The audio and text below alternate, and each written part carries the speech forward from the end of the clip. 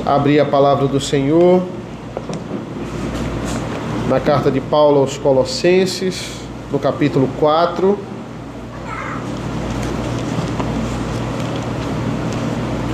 Hoje vamos concluir a carta. Eu vou ler inicialmente, vamos ver do versículo 2 até o final. Eu vou ler inicialmente do 2 ao 6.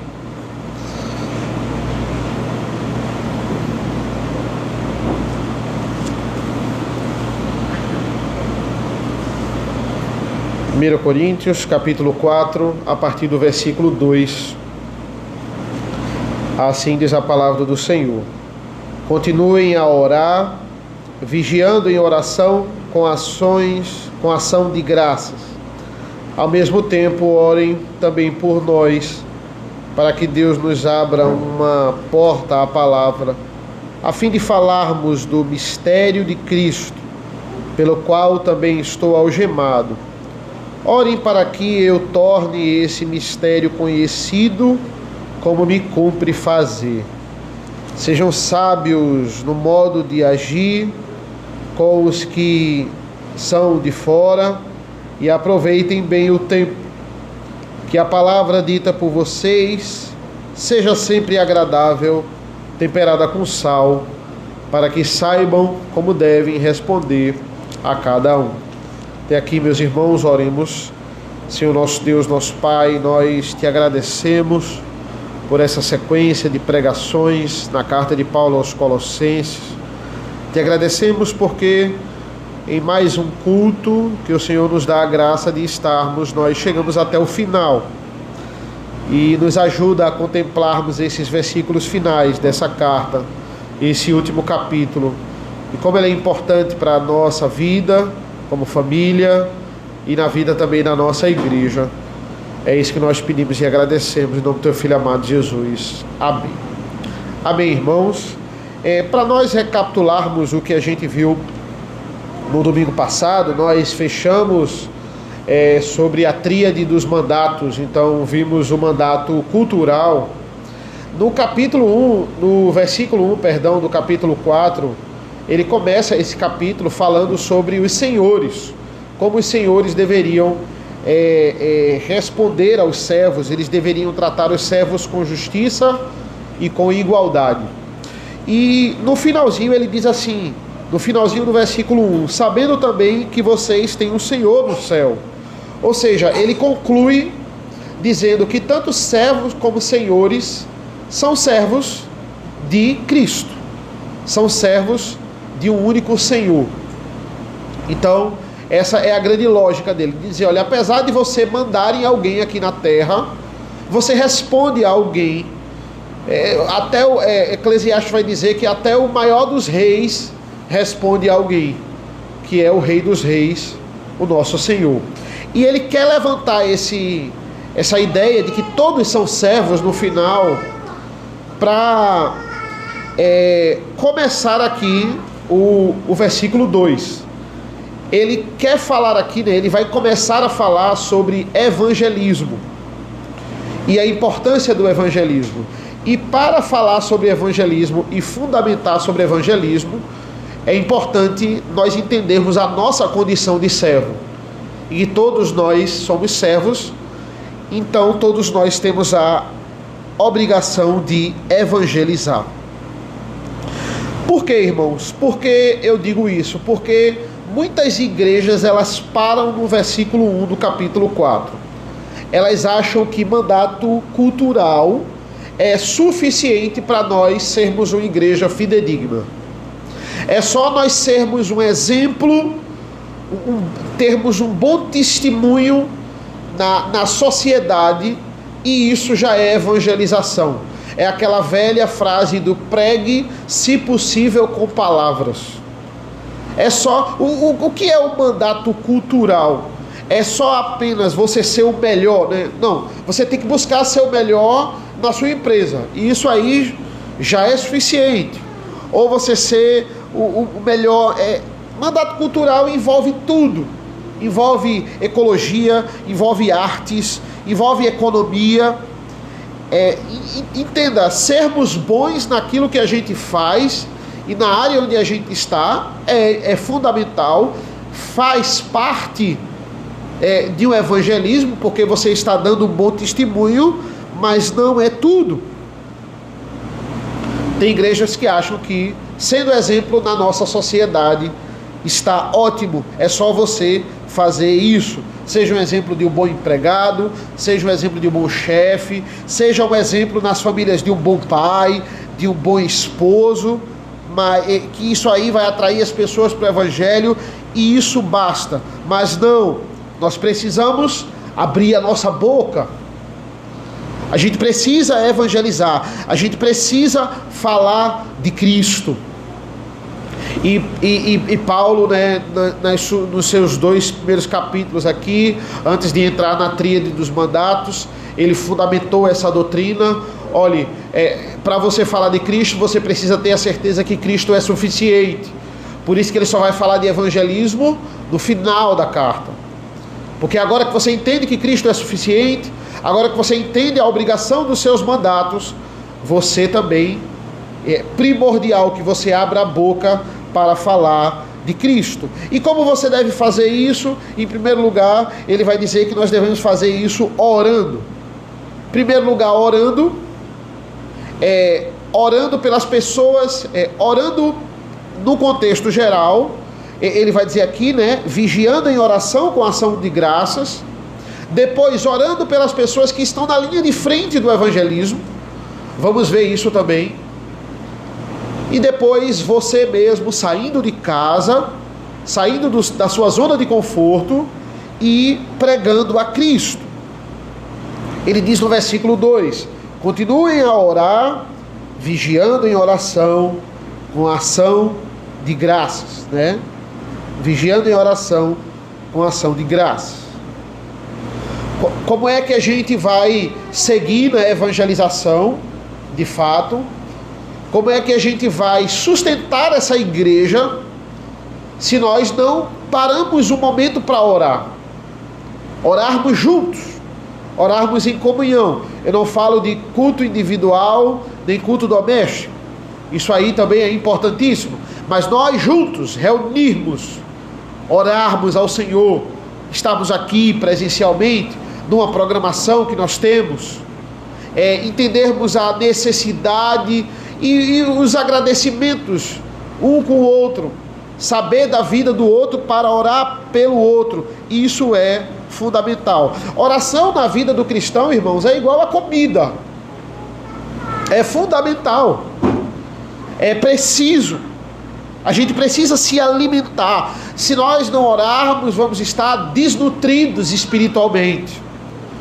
Eu gosto de dizer que é melhor do que comida, porque a oração não lhe deixa obeso, né?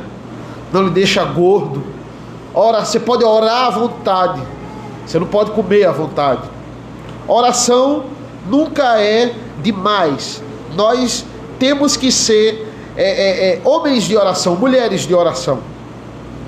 Mas, ao mesmo tempo, quando eu passo a analisar a minha oração, muitas vezes, e é importante você analisar sempre a sua oração, será que estamos orando corretamente?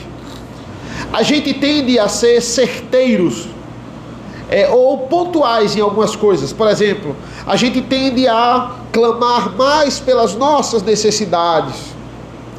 Ou muitas vezes até saímos um pouco e saímos da área da nossa família e a gente lembrar daquilo que os irmãos falam na reunião de oração e orar por isso. Não, eu lembrei disso, eu vou tem gente que passa a anotar, tem gente que bota numa agenda eletrônica para lembrar mesmo e orar. E isso é muito importante e isso é muito necessário. A nossa necessidade física é importante e a nossa necessidade espiritual também. Mas só pedir por isso é pouco. Olha a recomendação de Paulo no versículo 2: continuem orando, continuem a orar. Primeiro que a gente não começa uma oração pedindo a Deus, a gente começa uma oração glorificando o nome de Deus, exaltando a Deus. E para fazer isso eu preciso conhecer a Deus.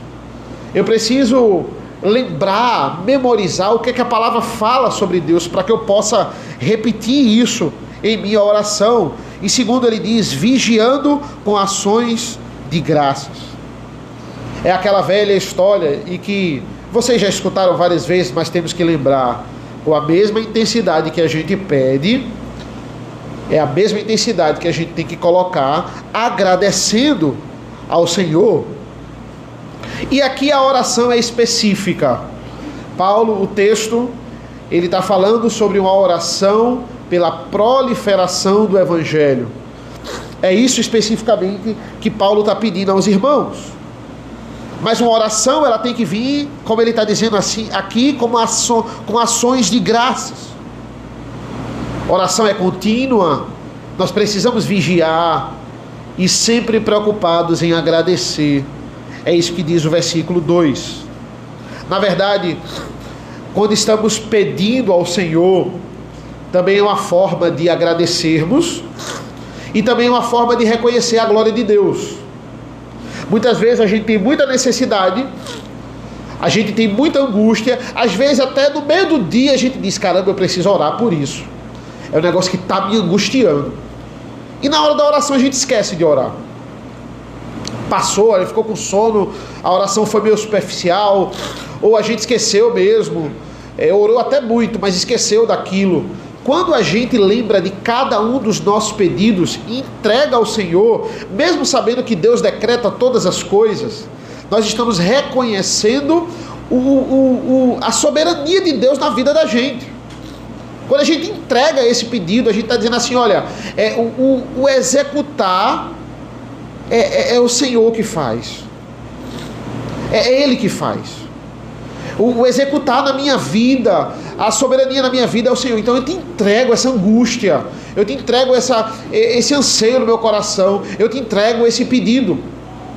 Você está dividindo a carga com o melhor ser para você dividir a carga. E também glorificando a Deus com isso. É uma forma de você glorificar a Deus, quando você pede ao Senhor e quando você entrega ao Senhor. Versículo 3. Ao mesmo tempo, orem também por nós, para que Deus nos abra uma porta à palavra, a fim de falarmos do mistério de Cristo, pelo qual também estou algemado. Paulo declara aqui, não é, que está preso, né? Essa é a evidência de que Paulo está preso na carta. Eu estou algemado. Ele está dizendo, eu estou na linha de frente. Por quê? Porque eu estou pregando o Evangelho. Orem por nós. É interessante, não é puxando sardinha, não é? Mas sempre orem por aqueles que estão na linha de frente do Evangelho. Quem está na linha de frente são os pregadores, são os pastores, são os ministros, são os missionários, são os diáconos, são os presbíteros. São aqueles que trabalham de alguma forma para fazer Cristo ser conhecido na igreja e fora da igreja. São os que estão na linha de frente, nós dizemos. Todos nós somos soldados, mas a infantaria, a linha de frente, é aquela que recebe os primeiros tiros, né? Somos nós, somos os pregadores, é aquele que a nossa vocação primária é a pregação da palavra. E Paulo faz uma coisa simples e muito profunda: orem por nós. Eu estou preso porque justamente eu estou na linha de frente, porque eu me fiz visível aqui na pregação do Evangelho.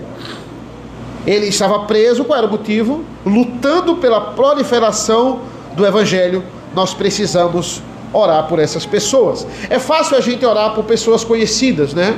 Por exemplo, é fácil você orar por mim, você me conhece, pelo pastor Rodrigo. É fácil você orar pelo ministério de Hernando Dias Lopes, de Augusto Nicodemos, né? São pessoas conhecidas. Mas tem muitos missionários aí afora, dando a sua vida, e nós nem conhecemos eles. A gente deve buscar conhecer essas pessoas e orar por elas e nomeá-las em nossas orações. Um exercício muito interessante. Nós não somos uma igreja grande, nem temos um espaço físico nosso, mas geralmente nas igrejas grandes tem aqueles murais de avisos e aquelas tabelas enormes da IPB com as famílias dos missionários. Lembra dessas tabelas, dessa arte, né, que toda igreja presbiteriana recebe e coloca no seu quadro de avisos? A gente não conhece ninguém daquelas famílias, se brincar. Um exercício para você: entre no site da IPB, pegue 5 famílias daquela por dia e ore. Veja como tem muita coisa para a gente orar. Veja como temos muitos motivos de oração. Versículo 2, continuem a orar. Aí ele vai dizer no versículo 3 ainda: orem também por nós, para que Deus nos abra uma porta à palavra. Nós sabemos que Paulo estava preso. Nós só não sabemos aqui na carta aos Colossenses se era a sua primeira ou a segunda prisão, mas já em Filipenses ele mostra querer estar com os filipenses. Então ele já mostra querer não estar preso. E se Paulo estava aqui na sua segunda prisão, principalmente ele queria ser solto, porque se essa é a sua segunda prisão, ele está aqui nas masmorras romanas. E eu costumo dizer aos meus alunos que as masmorras romanas é algo muito parecido com o inferno. Não é muito agradável ser preso numa masmorra romana. Era uma prisão de quem não era um cidadão romano. E mais, prisão de criminosos. Paulo estava sendo acusado, na sua segunda prisão, ele é acusado de ter incendiado Roma por Nero. Então ele não estava muito bem aqui. A gente não sabe quantos meses ou até anos Paulo ficou nessa segunda prisão. Quando ele diz assim, nós pedimos oração para que Deus nos abra uma porta, uma porta aqui, a palavra, embora ele queira ser solto, provavelmente ele estava tentando ser solto, ele queria, por exemplo, ir até os Colossenses, provavelmente aqui Timóteo, que estava solto, estava tentando ajudá-lo, para ele provar sua inocência, e também ele era um cidadão romano. Então não entenda que Paulo estava aqui de braço cruzado querendo ficar numa masmorra romana. Ele queria ser solto, mas aqui não é a evidência de que ele queria ser solto. Ele está dizendo que Deus abre a porta não da prisão, mas Deus abre a porta à palavra. Ele quer que mesmo preso, ele tenha oportunidades de pregar a palavra. A ideia é essa aqui. Ele está dizendo, eu estou preso, mas que Deus não me tire, seja algum guarda, seja algum novo preso, seja alguém para eu não parar de pregar a palavra. E veja a situação desse homem e veja a vontade que ele tinha de pregar o evangelho, pregar o mistério de Cristo, como ele está dizendo aqui. Ele fala isso no versículo 3 e também no versículo 4. Orem para que eu torne esse mistério conhecido, como me cumpre fazer. Orem para que Deus me abra portas e eu não pregue o evangelho, mas eu seja certeiro, eu fale disso, fale desse evangelho corretamente. Nós devemos orar para quem está na linha de frente, seja certeiro, pregue a Cristo. Olhe como tem muito motivo de oração para nós nos ajoelharmos no mistério de Cristo. Como eu disse, ele repete isso no versículo 3 e no versículo 4. E que mistério é esse? O que Paulo tinha nas mãos para divulgar? Nós sabemos que é o evangelho, claro que a salvação é por meio de Cristo, solos Cristo, é isso que ele vai desenvolver na carta. Mas além disso, o mistério, o evangelho é que agora ele é abrangente, ele não é só para os judeus, mas ele é para todo o povo, toda tribo, toda língua, toda raça e toda nação. Esse é o mistério. É um mistério que o evangelho agora não é só mais para os judeus. O mistério é o que ele discorre, como eu disse, ao longo da carta, é sobre Cristo. Cristo, sem você precisar dessa lista que a gente leu enorme em Levítico 11, do 1 ao 23, de lei cerimonial, de calendário judaico, de ritual, de comida, de misticismo. Só precisamos do Senhor.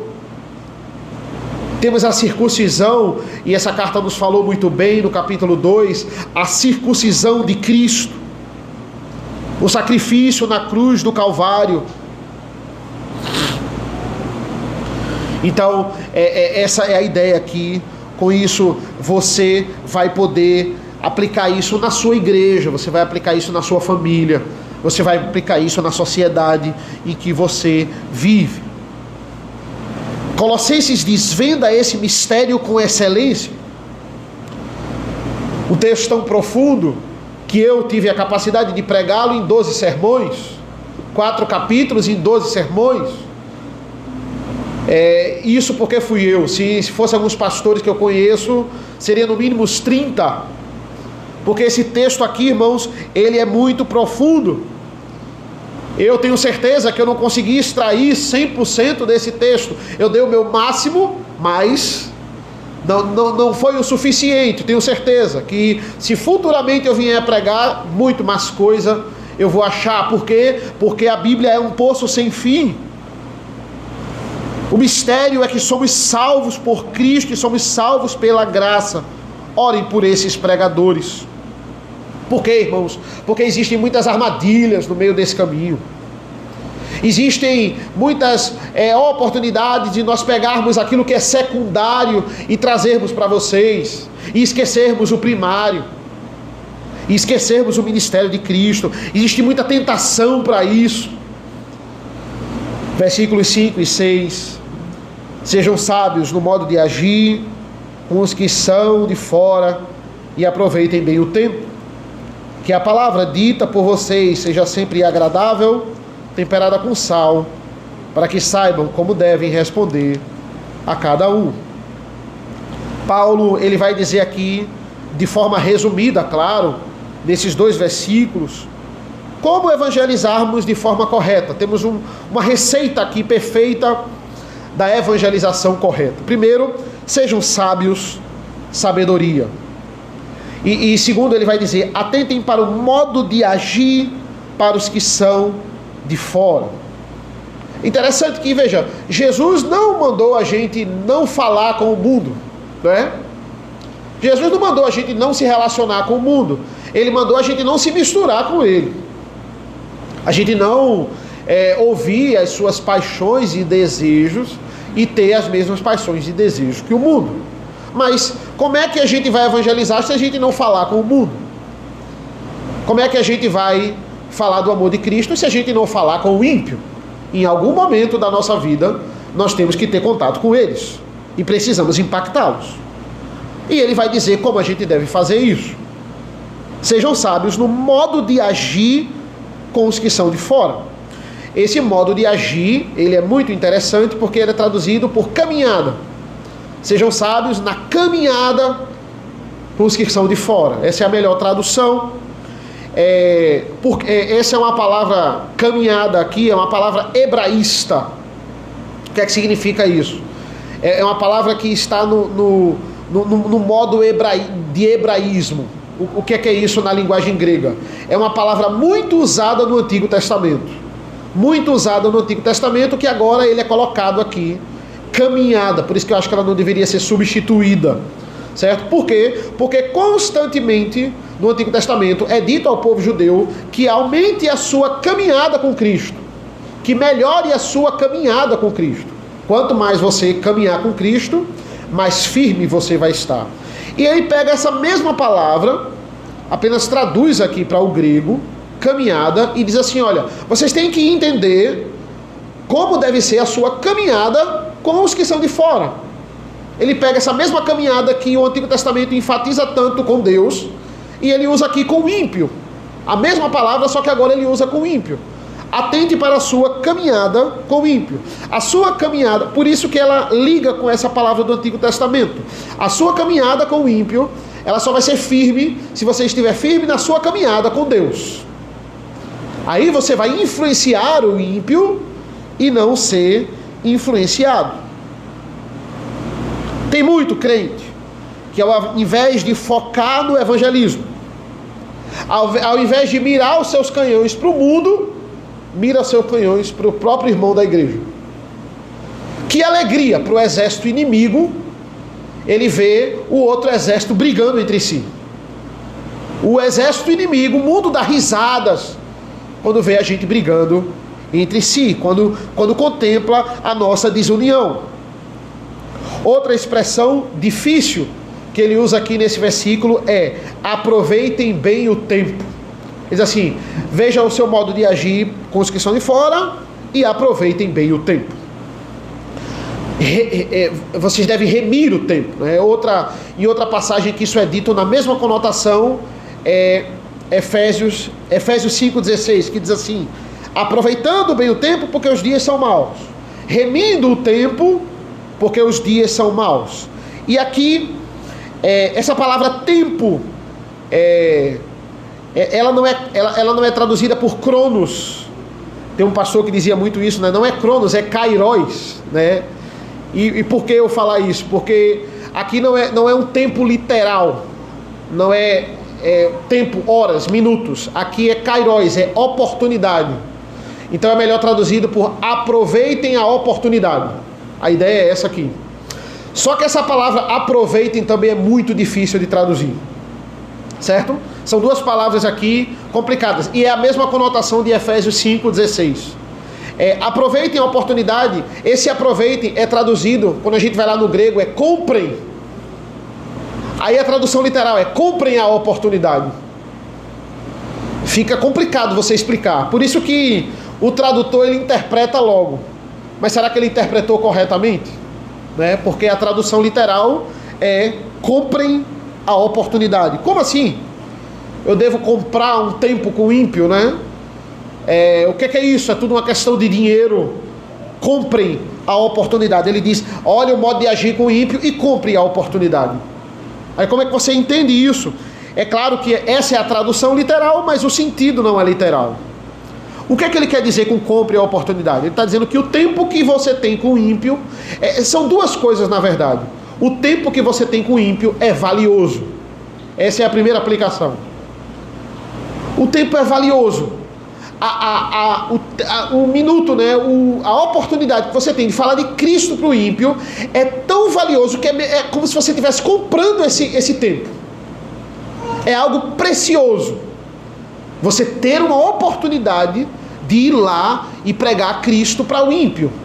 É como se você estivesse comprando esse tempo, de tão valioso que ele é. A gente menospreza tanto algumas traduções, mas a linguagem de hoje é a que mais interpreta bem esse texto.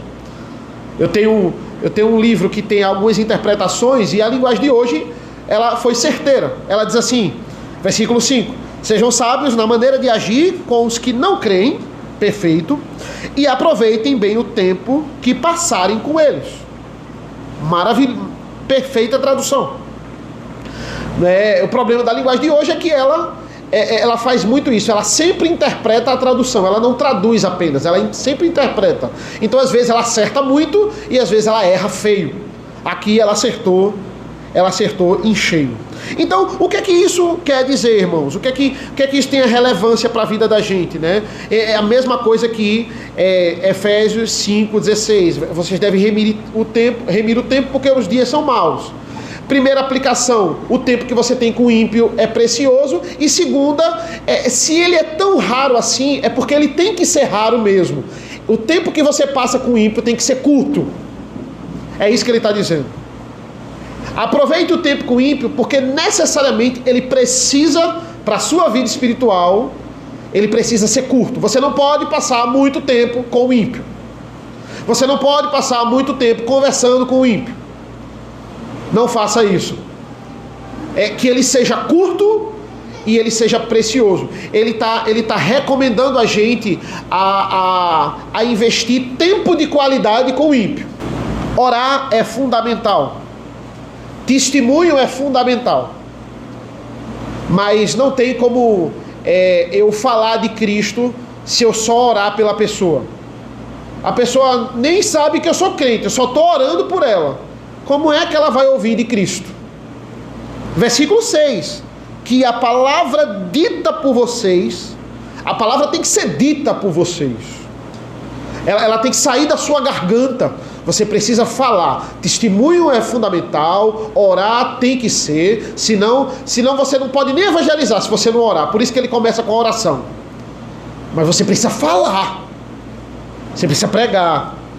Que a palavra dita por vocês seja sempre agradável, temperada com sal, para que saibam como devem responder a cada um. É interessante, maravilhosa essa analogia que ele faz com temperada com sal. Muito sal na comida, estraga. Pouco sal na comida, a comida fica insossa, fica sem sabor. O sal, ele tem que ser na medida certa. Senão, estraga a sua comida. É isso que ele está dizendo. Você passar muito tempo com o ímpio, você vai acabar se influenciando com ele. Muito sal. Vai estragar esse evangelismo. Se você não falar, se você só orar e mostrar o quão você é correto na empresa, o quão... Isso aí não é eficaz também. É o tempero correto. É a medida certa. A palavra de vocês tem que ser temperada com sal, para que saibam como devem responder a cada um. Aqui, é claro que ele está falando da defesa do evangelho, irmãos. Pedro também frisa muito isso, quando ele fala sobre como vocês devem defender a sua fé, a causa da justiça de vocês. Pedro discorre melhor sobre isso. Isso é numa teologia chamada de apologética. Isso é importante também. Mas ele está frisando outra coisa aqui. Ele está dizendo assim, para que saibam como devem responder a cada um. Ele diz que o evangelho é isso, é o que eu estou fazendo aqui, é pregando a palavra para vocês, para uma quantidade certa de pessoas, para a igreja. Mas o evangelho também é eu entender a necessidade de cada um.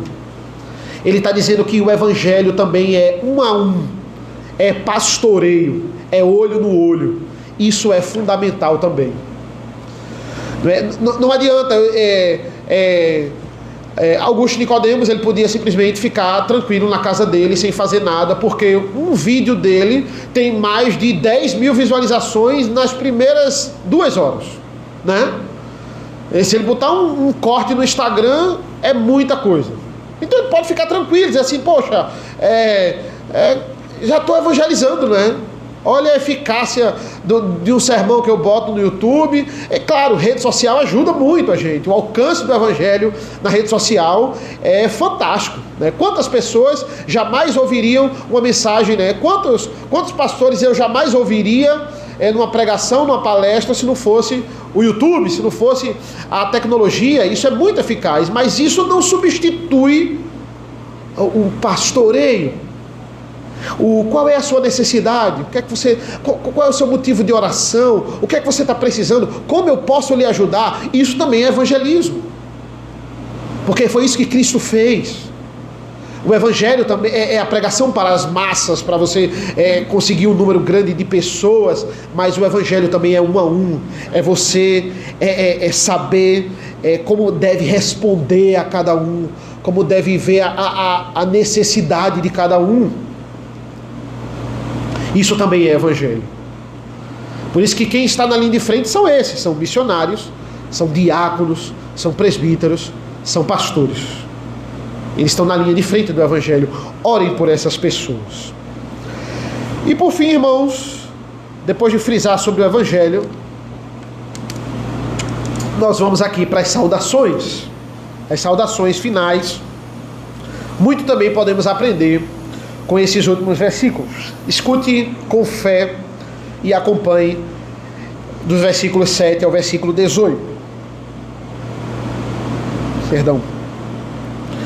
Quanto à minha situação, Tíquico, irmão amado, fiel ministro e conservo no Senhor, lhes dará todas as informações.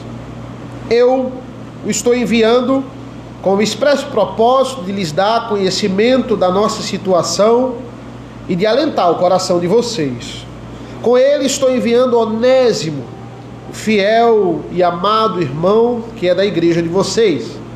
Eles contarão a vocês tudo o que está acontecendo aqui. Aristarco, que está preso comigo, manda saudações, e também Marcos, primo de Barnabé. A respeito deles, vocês já receberam instruções. Se ele for até aí, recebam-no bem. Também Jesus, conhecido por Justo, manda saudações.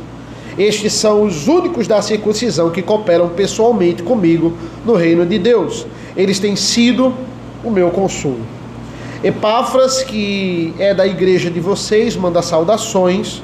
Ele é um servo de Cristo Jesus que está sempre lutando por vocês em oração, para que vocês se conservem maduros e plenamente convictos em toda a vontade de Deus. E posso testemunhar a respeito de Epáfras de que muito se empenha por vocês, pelos de Laodiceia e pelos de Hierápolis. Lucas, o médico amado, e também Demas mandam saudações. Saúdem os irmãos de Laodiceia, bem como Ninfa e a igreja que se reúne na casa dela. E depois que esta carta estiver sido lida entre vocês, façam com que seja lida também na igreja dos laodicenses.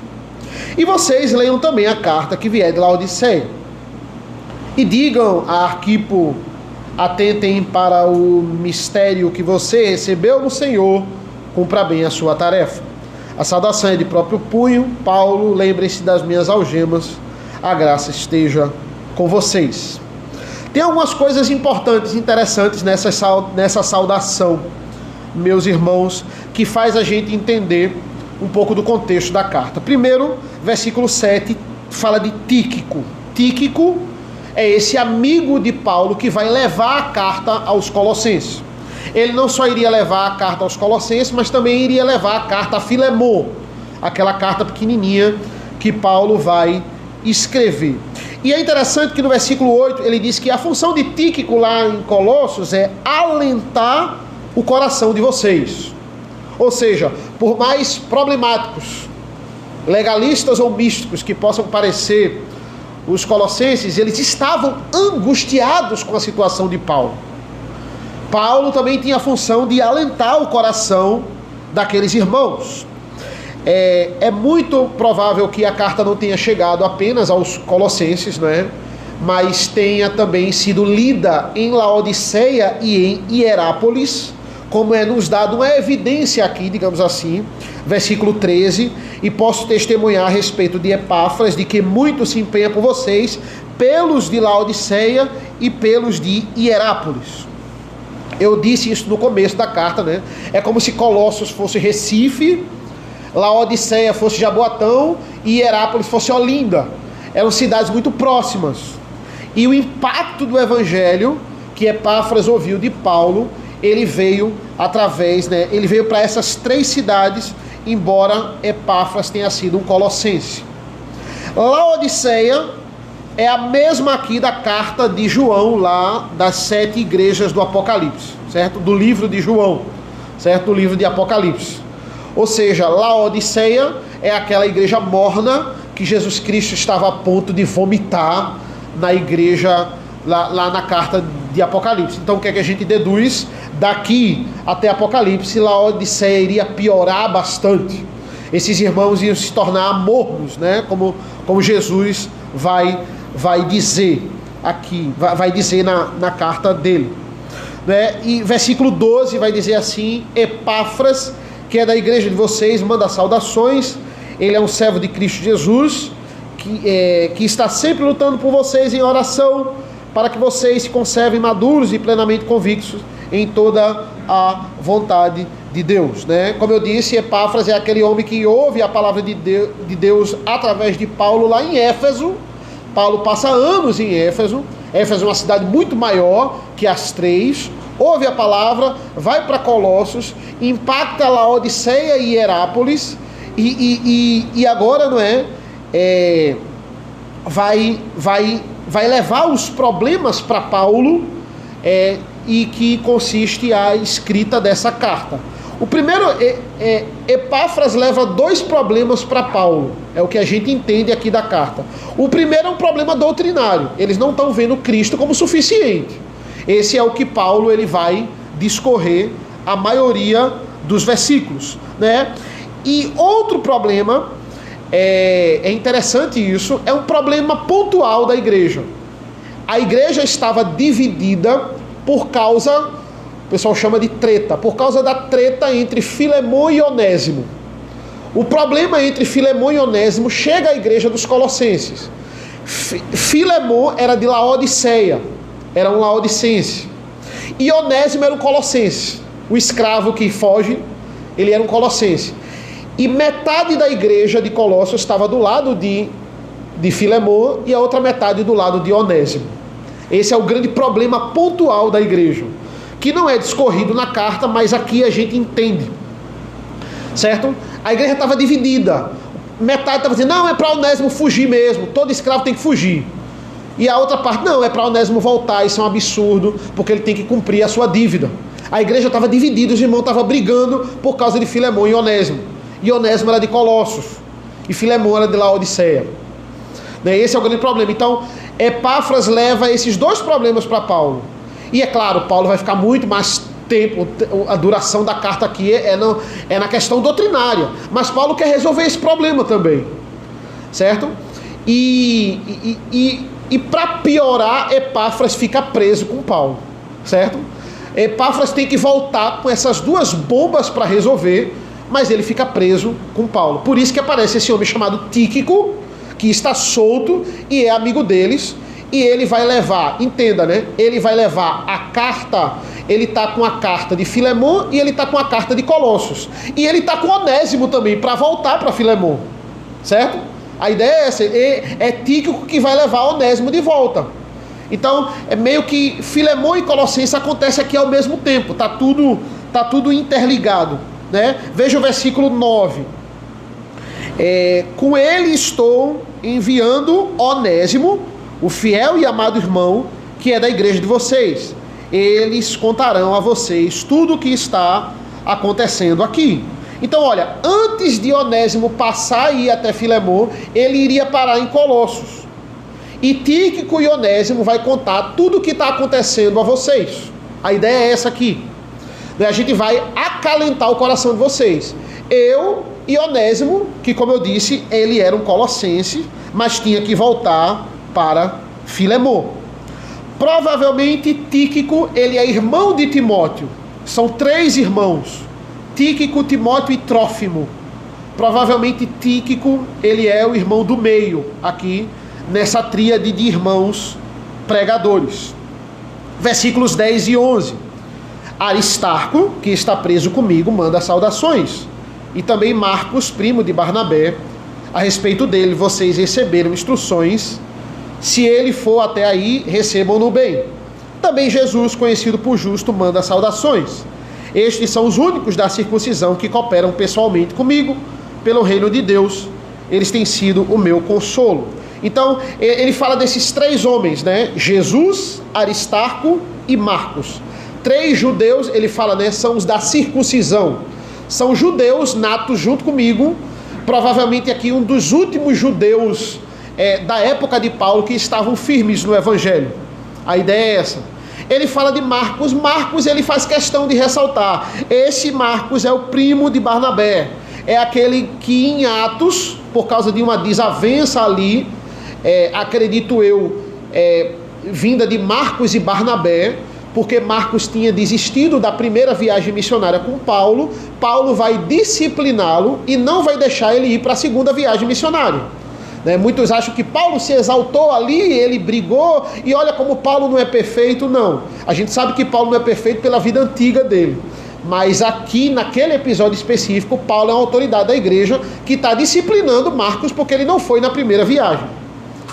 E aqui mostra que, veja, apesar desse problema e desse atrito, e depois Barnabé fica com raiva, provavelmente porque ele vai com Marcos e não vai mais com Paulo, provavelmente depois desse atrito, Marcos está junto de Paulo novamente, né? Eles estão juntos aqui e Marcos está preso com Paulo. A ideia é essa. Então, aqui não existe mais essa desavença. E essas passagens são muito importantes, irmãos. Na verdade, as cartas de Paulo, elas são divididas em 3 grandes momentos. Doutrina pesada, aplicação da doutrina e essas passagens aqui. Fulano vai levar a carta, Cicrano vai deixar, Cicrano está comigo, a gente está orando por vocês. Isso aqui é fundamental para a gente entender o contexto da carta. E como esses momentos se assemelham aos nossos. Para a gente tirar esse romantismo das igrejas do primeiro século, que aqueles irmãos não pecavam e eram perfeitos. Não. Nós temos que imitar as igrejas do primeiro século, porque eles têm um modelo de como seguir a Cristo e como cultuar a Deus. Mas não significa que eles não têm problemas. Eles têm muitos problemas, sim. Entenda, Paulo estava com 2 homens problemas. Marcos, o desistente, e Onésimo, o escravo fujão. Mas Paulo faz o que com esses homens? Problema. Paulo vai enxotar esses homens? Paulo vai jogar esses homens fora? Paulo vai dizer, não, vocês não são dignos do evangelho. Não. Esses homens são tratados, esses homens são reconduzidos e esses homens são readmitidos na obra do Evangelho porque eles se arrependeram. Os dois se arrependeram.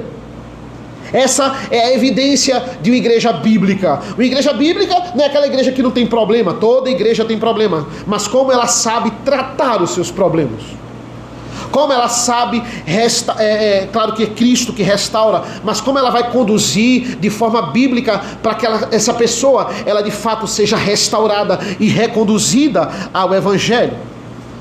Isso é o que relata, é isso que fala a igreja bíblica. Por isso que a igreja do primeiro século tem muito a nos ensinar. Esse Marcos aqui, tão problemático, é o Marcos que vai escrever o Evangelho de Marcos. É o Marcos que vai pegar os registros de Pedro, que também o Evangelho de Marcos é conhecido como o Evangelho de Pedro, e ele vai escrever o Evangelho de Marcos.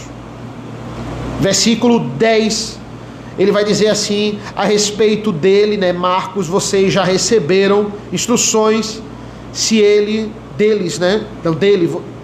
Marcos, se ele for até aí, recebam-no bem. Esse é um homem que ele se arrependeu dos seus pecados, ele passou da disciplina e ele foi restaurado. Se ele for até aí, recebam-no bem. Esse Jesus aqui do versículo 11 não é Jesus Cristo. É um judeu que era chamado de Jesus, mas ele não queria ser conhecido por Jesus, ele queria ser conhecido pelo seu apelido, Justo. Toda pessoa tinha uma característica e esse era o apelido da pessoa. Matthew Henry vai dizer, Paulo faz questão de dizer que o nome dessa pessoa era Jesus, mas ele queria ser conhecido pelo apelido dele, para que as pessoas não confundissem ele com Jesus. Outros comentaristas vão dizer que ele já era chamado por Josué, que é Jesus em hebraico. Tanto é que algumas traduções já têm colocado aqui Josué, para que nem a gente se confunda. Mas aqui não é Jesus Cristo, é um judeu aqui, assim como Aristarco, como Paulo e como Marcos. Ele está dizendo, esses são os únicos da circuncisão que estão comigo. Ele está falando de uma grande apostasia dos judeus que antigamente tinham aparentemente se convertido ao cristianismo e estavam apostatando da fé. Por isso que a carta aos Hebreus é tão importante nesse contexto e para nós. Versículo 14, Lucas, o médico amado, e também Demas mandam saudações. Aqui nós temos um dos melhores amigos de Paulo e um dos piores. Por quê? Porque Lucas é Lucas, o médico do Evangelho de Lucas, e também que escreveu Atos pelos relatos de Paulo. E Demas estava aqui com Paulo, mas em 2 Timóteo ele vai apostatar da fé. É o mesmo Demas que vai apostatar. Aqui ele ainda está firme, mas quando as coisas apertam, provavelmente 2 Timóteo é a última carta que Paulo escreve, ele está perto aqui da sua morte, nós acreditamos, e com certeza 2 Timóteo é a sua segunda prisão, aqui a gente não tem certeza, provavelmente aqui Demas, ele já mostra lá em 2 Timóteo que Demas o abandonou. Versículo 15, saúdem os irmãos de Laodiceia, bem como Ninfa e a igreja que se reúne na casa dela. E depois que esta carta tiver sido lida entre vocês, façam com que seja lida também na igreja dos Laodicenses. E vocês leiam a carta que vier de Laodiceia. E digam a Arquipo, atente para o ministério que você recebeu no Senhor, cumprindo bem essa tarefa. Provavelmente esse Arquipo, ele estava apostatando da fé. Imagina, Paulo escreve uma carta para a igreja, mas ele escreve em específico para uma pessoa, você atente para o ministério que Deus lhe deu, né? E que você recebeu do Senhor, cumprindo bem a sua tarefa. É algo endereçado aqui pessoalmente para esse tal de Arquipo. Mas tem uma coisa muito interessante no versículo 16, irmãos, eu vou ler novamente para vocês. E depois que essa carta tiver sido lida entre vocês, façam com que seja lida também na igreja dos Laodicenses. Ele está dizendo, quando forem em Laodiceia, leia a carta aos Colossenses para os Laodicenses, que vai servir para eles também. Mas tem um detalhe aqui. E vocês leiam também a carta que vier de Laodiceia. Calma. Das 13 cartas que Paulo escreveu, e eu não estou nem incluindo Hebreus, não tem nenhuma carta aos Laodicenses, né? Que carta é essa aos Laodicenses? Ele diz, olha, e a carta dos Laodicenses leia também lá em Colossos. Como assim? não tem carta aos Laodicenses, ou tem? Os estudiosos vão dizer, claro, Paulo não só escreveu as 13 cartas que estão no Novo Testamento, ele escreveu várias outras, mas essa carta se perdeu. E se perdeu é porque não é inspirada, né? Se fosse inspirada, tinha sido conservada até os dias de hoje. Mas uma carta inspirada, que é a carta dos Colossenses, que não se perdeu, diz que essa carta existiu. Então ela existiu, mas não foi inspirada. Mas eu, e alguns comentaristas também, eu não vou colocar minha mão no fogo sozinho, né? J. Cabil também concorda. A gente acredita que essa carta, ela está entre nós, ela existe, e ela está na Bíblia. É a carta a Filemon. A maioria dos estudiosos reformados acreditam que essa carta que ele está dizendo para os Laodicenses é a carta de Filemon, porque Filemon era de Laodiceia e o problema de Filemon estava englobando Colossenses. Por isso, a de Colossenses leia em Laodiceia também e a de Laodiceia leia em Colossos também. A ideia é essa. Por quê? Para que esse atrito de que se Onésimo ou não deve ser solto ou não, acabe essa divisão. Onésimo está indo aí para dizer a vocês, eu estou voltando para Filemon, eu fiz errado, o pessoal que ficou do meu lado está errado, eu estou voltando, parem com essa divisão. Então a carta de Filemon, leia aí também em Colossos também. Então muitos acreditam que a carta aos Laodicenses é a carta de Filemon. O que a gente vê aqui, irmãos? Por que é importante eu falar sobre isso, né? Eu não falei em nenhum momento sobre esse problema de Filemon e Onésimo, só falei agora. A única coisa que a gente discorreu foi o primeiro problema, o problema doutrinário, que esse deve ter uma ênfase maior. Mas por que eu só falei isso no final? Por que isso é importante para a gente? Porque o que destrói uma igreja não é só problema doutrinário. Essa é a lição que a gente entende. O que acaba com a igreja não é só problema doutrinário. Cristo é suficiente ou não. Veja, é claro que isso é muito importante. É claro que isso é a prioridade. Tanto é que até o versículo 6 do capítulo 4 é basicamente isso. A doutrina e a aplicação da doutrina. Mas problemas relacionais, problemas seculares, problemas da nossa época, seja política, seja opinião, coisas de fora que entram da igreja, também podem ser semente de Satanás para nos dividir, para dividir a igreja. Olha o que é que estava dividindo a igreja: misticismo, legalismo, mas também o simples fato de um escravo ser liberto ou não. Metade estavam brigando. Como é que vocês têm coragem de ficar contra Onésimo? Onésimo é um dos nossos. Não, Filemon está certo, ele é escravo dele. Isso aí estava dividindo a igreja. Olha, eu estou levando Onésimo junto com você, Tíquico, para que isso aí acabe e essa carta seja lida aí. Olha como Paulo, ele quer resolver o problema doutrinário, mas ele também quer resolver os problemas pontuais também, porque isso também pode dividir a igreja. Como resolvemos problemas pontuais e problemas doutrinários? Claro que, em primeiro lugar, nos voltando para Cristo. Cristo é suficiente, Cristo é tudo. O seu exemplo de humildade e serviço nos ensina. Podemos seguir esse exemplo. E se seguirmos o exemplo de Cristo, a maioria, quase todos, talvez todos, os nossos problemas relacionais simplesmente vão desaparecer. Amém, irmãos? Vamos orar. Senhor nosso Deus, nosso Pai, nós te agradecemos pela carta de Paulo aos Colossenses, como nos ensinou, como nós podemos aplicar essas verdades para a vida dessa igreja, para a vida dos nossos familiares. Nós te agradecemos ricamente por essa oportunidade. Nos abençoa, nos dá maturidade, que o nosso orgulho ele possa ser tirado, que a nossa percepção de muitas vezes querendo ser o centro, muitas vezes querendo estar certo, muitas vezes isso é semente do próprio inimigo para nos dividir, dividir famílias, que isso não possa entrar nessa igreja, e que se entrar possa ser tratado e possa ser exterminado no meio da nossa igreja. Aumenta a nossa comunhão, que os problemas pontuais, assim como os problemas doutrinários, eles não venham ser um empecilho para que Cristo seja pregado e seja o centro dessa igreja. Essa é a nossa oração, em nome do teu Filho amado Jesus. Amém. Amém, meus irmãos.